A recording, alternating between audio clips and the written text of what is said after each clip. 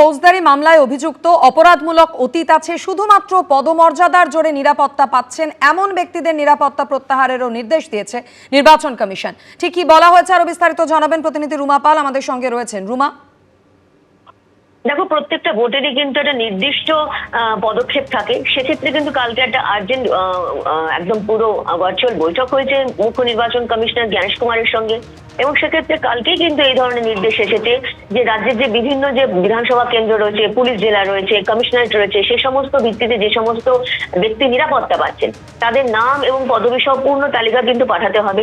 এবং যে ব্যক্তি ফৌজদারি মামলায় অভিযুক্ত, জামিনে মুক্ত, প্যারোলে রয়েছেন এবং অপরাধমূলক তার একটা পাস্ট রয়েছে, সেক্ষেত্রে কিন্তু দেখা যাচ্ছে শুধুমাত্র পদমর্যাদা বা হুমকি রয়েছে এমন বিষয়ের উপরে তাদের নিরাপত্তা দেওয়া হচ্ছে।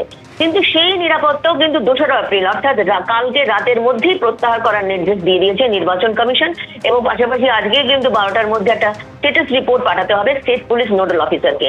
অর্থাৎ আরো একবার বলে দিই, যে সমস্ত ব্যক্তিরা যাদের বিরুদ্ধে ফৌজদারি মামলা, জামিনে মুক্ত, প্যারোল রয়েছে, অপরাধমূলক অতীত রয়েছে, কিন্তু তারা রীতিমতো পাচ্ছেন, তারা কিন্তু নিরাপত্তা পাচ্ছেন, তাদের নিরাপত্তা সরানোর কথাই কিন্তু বলা হয়েছে। ধন্যবাদ রুমা।